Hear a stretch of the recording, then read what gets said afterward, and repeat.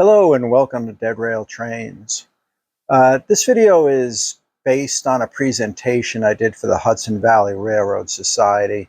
The society maintains and operates the Hyde Park Railroad Station Museum in the Hudson Valley in New York. So if you're in the area, look us up and take a tour. The video basically goes over my experiences and what I learned about dead rail trains. And dead rail trains is just basically running your layout with no power to the track. The trains don't get power from the track, and you don't have to do any wiring. You don't have to do any cleaning. The video is basically an overview, and if you want to see more detail about a particular topic, or you have questions, or you didn't understand something, put something in the comments, and I'll address the issue. I might even make a video with detailing those topics. So anyway, here we go. This is a picture of my first official dead rail layout. We were looking to decorate the front of the house for Christmas, and I decided to put out some old steel O-gauge track that I had, and we put a train on it and put a battery in it, turned it on and let it go, and off it went. And then when we were done, I would just pick up the train and pull the battery out. And that's the way we did it. It was a great Christmas, and that was a long time ago. This is how we normally operate our trains, and this is the power plant where the electricity comes from. And then they run it through the wires. It gets to our house. We run it through the house. We run it through our transformers and power supplies, and onto the track it goes. And that's how we power our little trains, and that's how we also remote control them. We have a couple of power options for operating our trains with no power on the track. And one of them, which goes back quite a ways, it's more popular in Europe, but they do it in the US. I've seen it with some large-scale trains, and that is steam power. So this is what you can see in this first photo. The second photo is clockwork. That's an old way to operate your model and toy train, which was actually before the electricity hit the rails. And you would wind up the train and let it go, and it would run around the track. Some of them had a little on-off switch, and you could turn the trains on and off as they were going around. And this worked out really well. There's some good YouTube videos of some old clockwork engines. That next picture with the cylinder, that's a supercapacitor. And some guys use those keep alive circuits. We use them at the museum. And that's in case your train goes over a section of track that's either too dirty or for some reason dead and it doesn't have any power. The supercapacitor will temporarily power your engine and then immediately charge again. This is a way to operate trains. I've seen guys do this where they run the train over a short section of powered track and it charges up the supercapacitor, and then they use the power from the capacitor to power the train for the rest of the track. But we're not going to go over that tonight. Tonight we're going to go over this method, which is battery operation. First question that comes up when people are considering running their trains on batteries is, how long is the battery going to last? So in order to understand that, we got to talk a little bit about energy and how energy is measured, because what we're doing is storing energy in batteries. And energy is measured in joules, which is watts times seconds. But we really don't usually use watts times seconds. We usually use watts times hours, and we don't call that joules at all. So the watts times hours is, I call it the screw you joules formula, because he's not mentioned in that one. And what you also have to know is amp hours, because batteries are usually labeled with amp hours, and that's usually the capacity of the battery.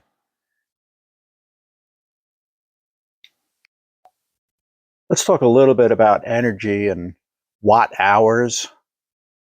And watts is just simply voltage times current, or volts times amps. So when we do that, we could figure out the watt hours in a battery. That's how much energy. So I got a little battery here, which is 1.9 amp hours at 1.2 volts. So if I multiply them together, I'll get amp hours.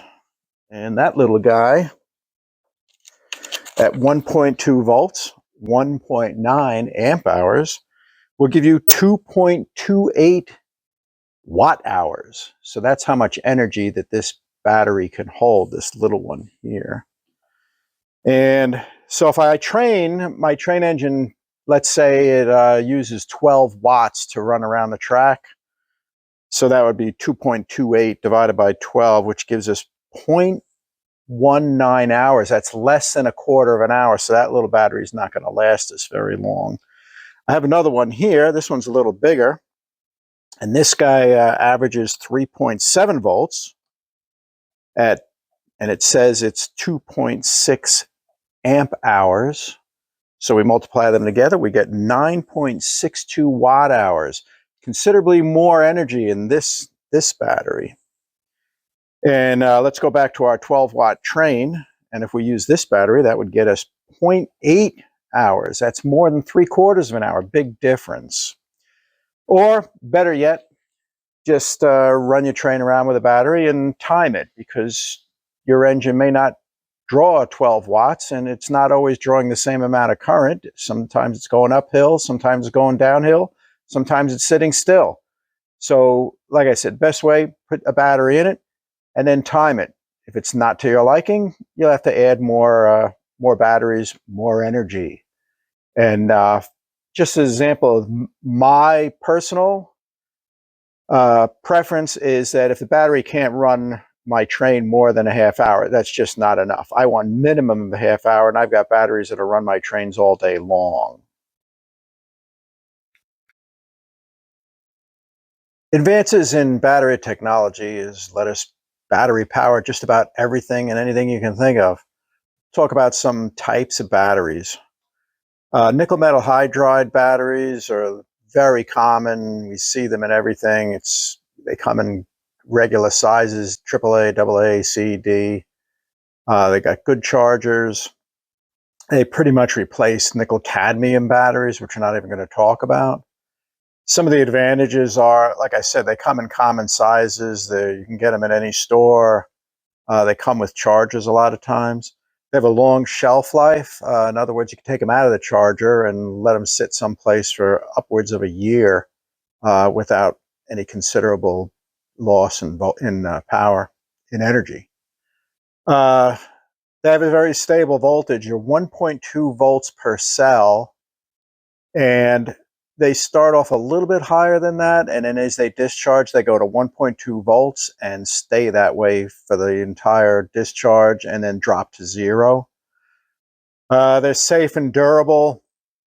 There's really not a lot of issue with leaving them in a charger. There's no issues with discharging them to 0 or running them dead. Physically, they can take a beating. You can smash them, hammer them. They're not going to set your house on fire. They have a 1C charge rate. I don't know what the C stands for, but the charge is basically, you can charge it with what the amp hour rating of the battery is. So these little ones, that one battery I talked about before is a 1.9 amp hour rating, and you can discharge it and charge it at about 1.9 amps, but it's not recommended that you go that high. The cons of those batteries are they're very low voltage per cell. It's only 1.2 volts per cell. Most everything that we use cannot run on 1.2 volts. And a low discharge rate. You can only discharge them at 1.9 amps. That's kind of high for these batteries, and they will get warm. So we try to stay a little lower than that. The other battery I showed you before is a lithium battery. These are the ones that power cars. In fact, this battery here in the picture is called an 18650. This is what Tesla uses in their cars.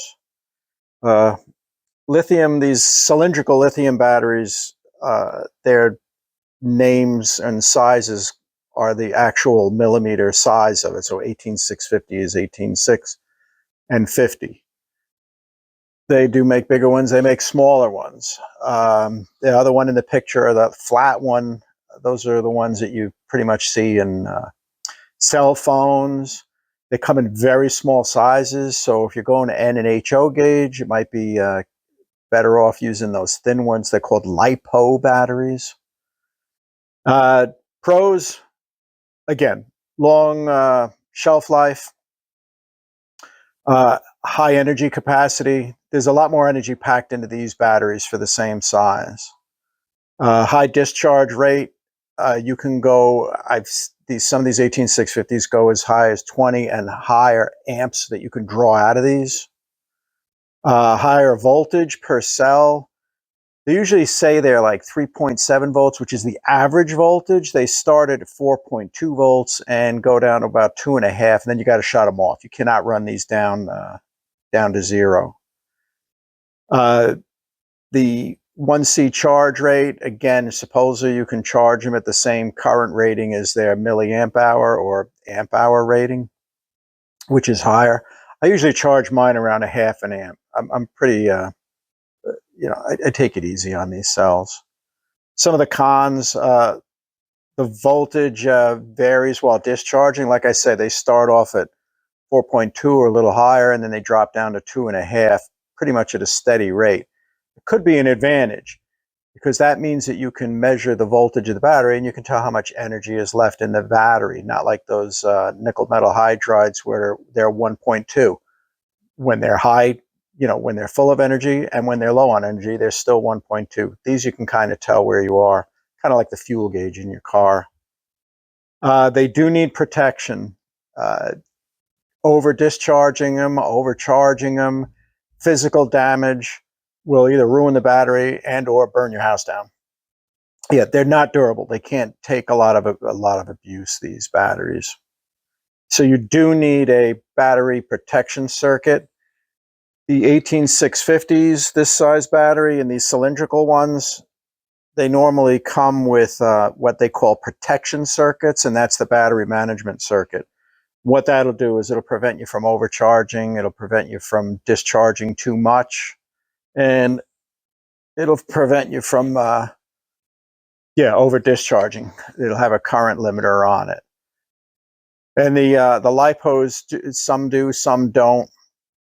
So that's one consideration that you have to look for.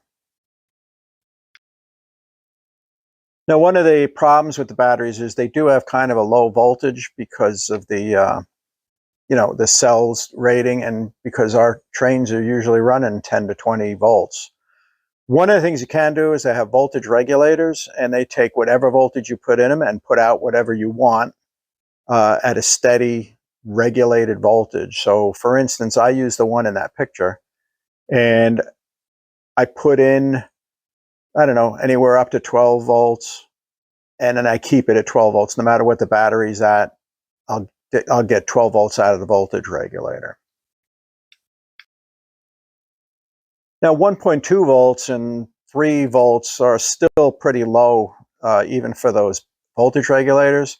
So the best solution is you can put batteries in series, like put them end to end, and you'll increase the voltage and proportionally increase the energy. So 2 batteries is twice the energy of 1 battery, also twice the voltage.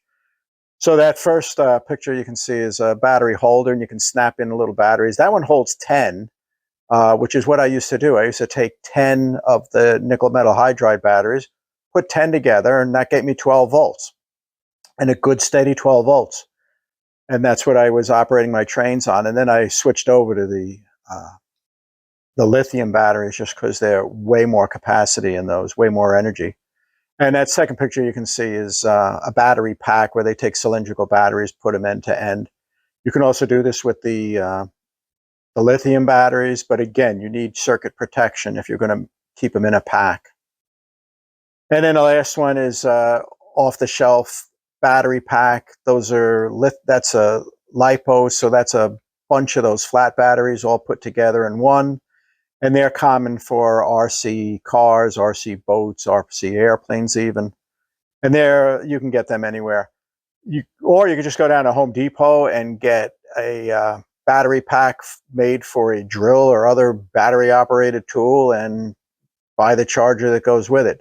I have seen one guy that I worked with on YouTube a little bit, and he that's how he got started. He took a drill battery and stuck it in his train and ran it around.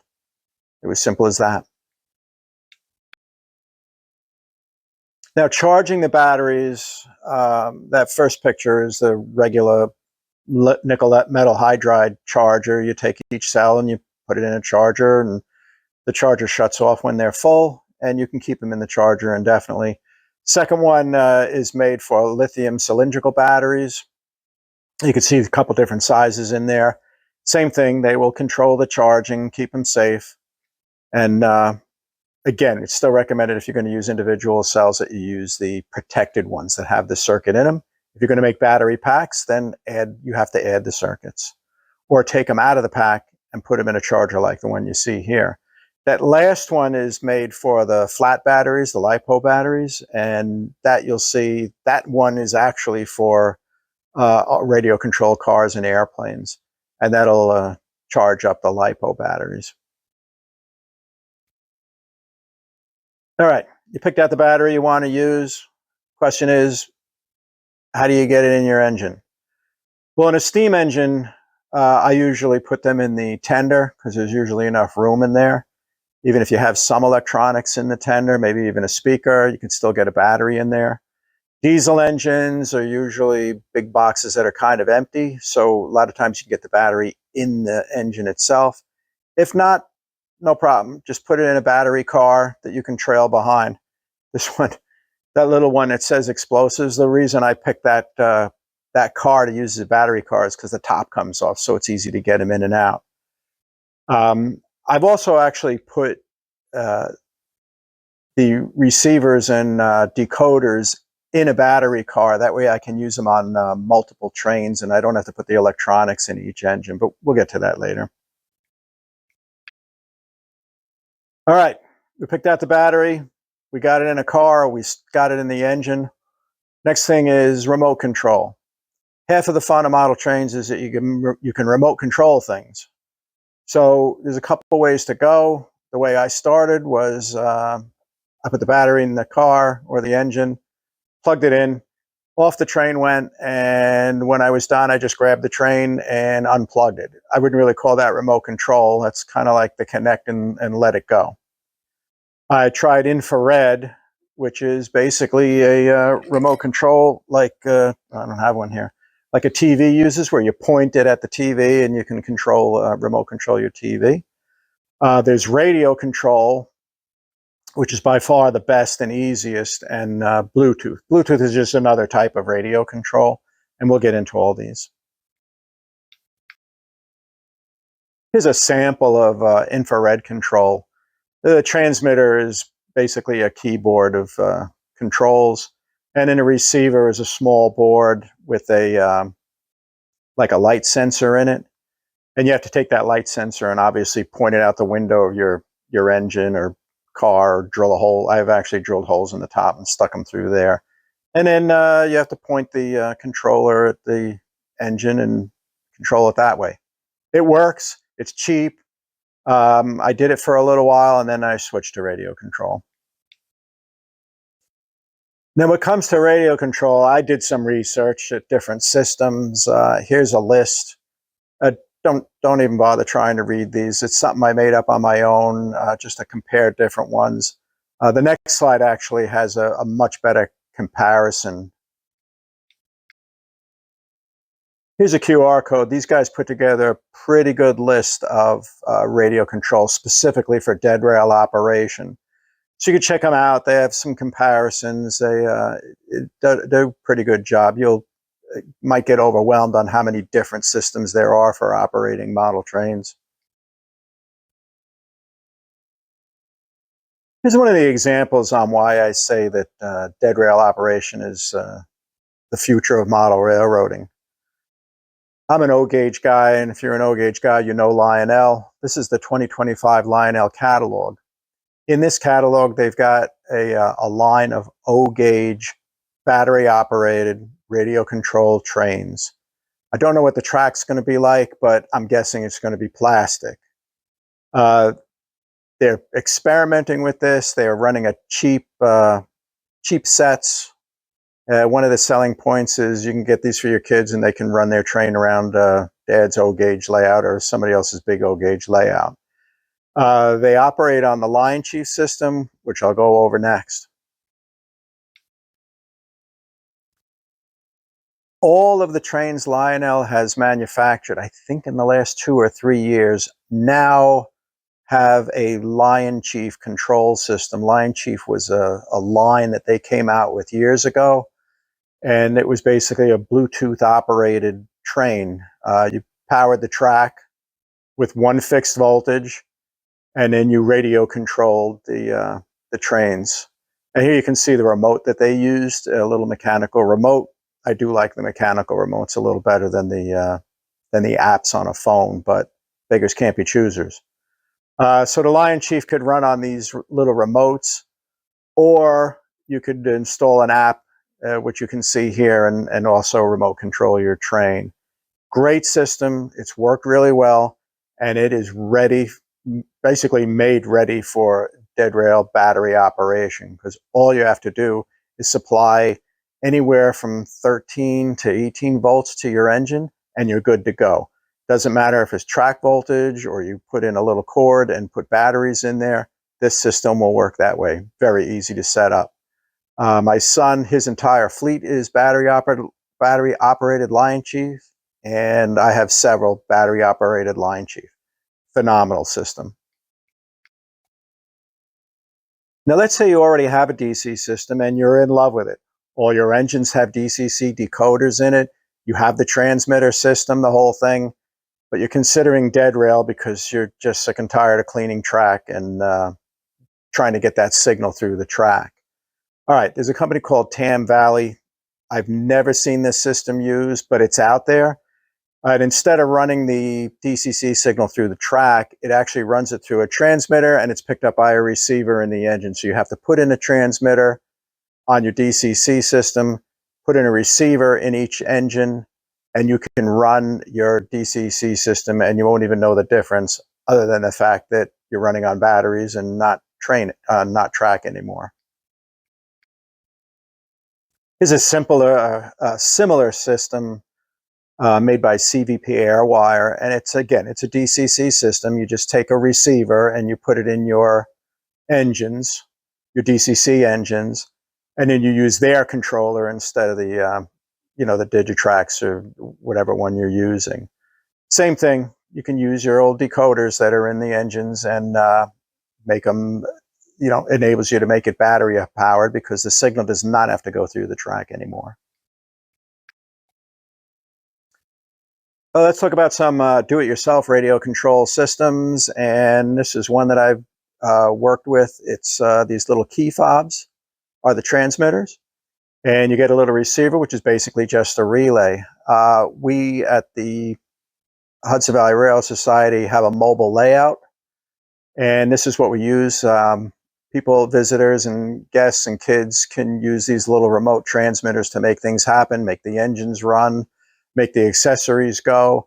The system is 100% reliable, it's cheap, and very easy to install. This is regular hobby radio control you see in cars, boats, airplanes. The one pictured is really for a helicopter. This is what I've been using and I still use. The reason that this is usable is because of the ESC, which is an electronic speed controller. And for us, we have to use the high voltage ones, which are because we're using 12 volts and more. So that first picture is an electronic speed controller. It's considered a high voltage one, and I usually run my trains at around 12 volts. And then next to that, we see the receiver decoder. Again, it's just a standard radio control. And then we see the transmitter. Lots of different kinds of transmitters.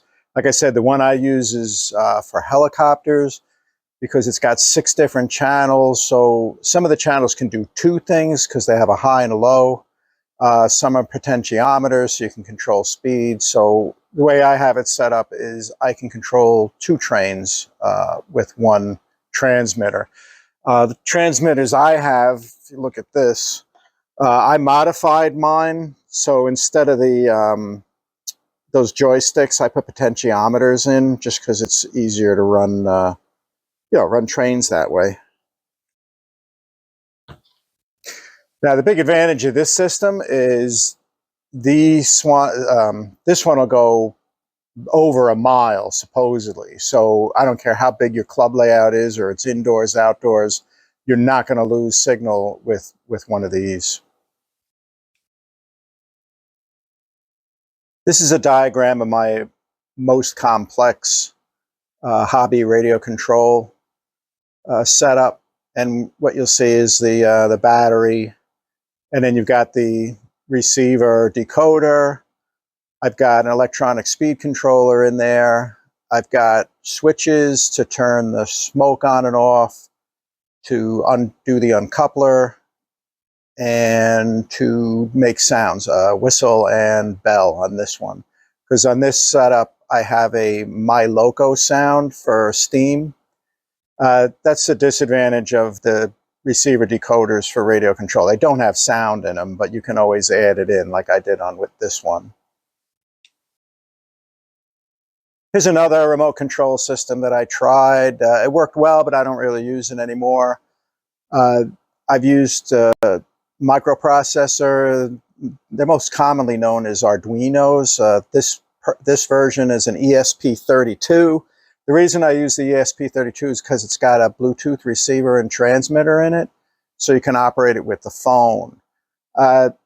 These things, people are using these in robotic controls, for hobby controls, for model railroad controlling, and pretty much anything you can think of, these processors can be programmed to do. This one I had set up to, and my transmitter was a cell phone, and I used a program called Blink. I don't think they're around anymore. And on the right side, you can see my my app that I built with Blink, and it's got a throttle control. You can put in switches for sound. One of the cool things about this is it's the receiver also has a transmitter in it, so I had it transmit back the battery voltage, which I made into basically a fuel gauge. Because like I said, these lithium batteries, they steadily lower the voltage as they go through their life. And so you can use that as a fuel gauge. I can see how much battery power is left in the for my train. Okay, here's the biggie. This is what I've been installing now at the Hudson Valley Railroad Society. Their HO trains, we're installing them there. This is called Bluenami, and it's a Bluetooth system. It's made by Soundtrax. Soundtrax has a big history in decoders and sound systems, and they acquired another business that, or another technology, to do this Bluenami setup. And it's pretty much the same thing. You put in you buy the decoder from them, and it's also got the Bluetooth receiver in it. It's got the Soundtrack sound system, which is great. Up until now, there really hasn't been anything for us O-gauge AC people. So what it is you install the receiver. It can be used with a battery, anything from, I don't know, 9 volts up to 18 or 20. And you can see this is what the app looks like. And it does everything that the Soundtrack's DCC system will do, but it's made a lot more user-friendly with the app. I've been playing around with it. I've got no complaints. My only issue, and I did talk to them about it, was I wish they had an external antenna for the receiver, because I'm putting them into solid steel tenders. So it does cut down on the distance you can transmit and receive. So what I do is I set mine up, whereas if it loses signal, the train keeps doing what it was doing. So it'll keep running until you get close enough and it gains signal again. But I don't know, there's a lot of information on these. I myself did an install video. There's plenty of them out there. Take a look. Bluenami is what it's called. very popular. It may be a future for model railroading because, like I said, it's much easier for the DCC people to use, and it enables people to do battery installs also. Here's some extra bonus material. One of the concerns with going dead rail, especially for the 3-rail guys, is occupancy detection, because occupancy detection for 3-rail people is an easy thing to do, but you're going to lose that with going dead rail. What I have done in the past is I've tried light sensors, which you can put under the track, and then when the train goes over, it cuts out the amount of light, and then it can tell where the train is. Unfortunately, if you turn the lights out or want to run your trains at night, it's obviously not going to work. Second, it has an infrared sensor. These I've used, they work really well. You can put a little receiver diode at one end and a little transmitter diode at the other. If the train blocks a signal, it'll set off a relay. Worked for me. It's probably what I'm going to do on my indoor layout. Unfortunately, it won't work on an outdoor layout because the sun emits infrared wavelengths, so it kind of renders these useless for outdoors. I did see a couple videos of people using these. I'm setting one up now for my my indoor layout. They do work well. The last one, which solved my issue with sunlight for my outdoor layout, was using lasers. So I put the laser transmitter at one end of the track block and the receiver at the other end of the track block. If the train got in the way of the laser, then it would set off a relay and run the accessory or gates or occupancy light, whatever you want to use. Well, I want to thank everybody for watching. If you have any questions or comments, I don't mind answering them. I like to pay it forward for all the information I've gotten through the internet and YouTube, folks. I'll probably make videos if I see questions come up to address them. I notice there's a lot of information, and like they say, please consider subscribing and liking the video, and I will get more out. I have another video coming up soon. I got a brand new Rail King Dreyfuss steam engine, which I'm going to do a Brunami install as soon as I get the funds to buy a Brunami board, and we got more videos coming. And thanks for watching. Again, questions, comments, leave them below. I do look at them. I probably will address them all. Thank you. Bye-bye.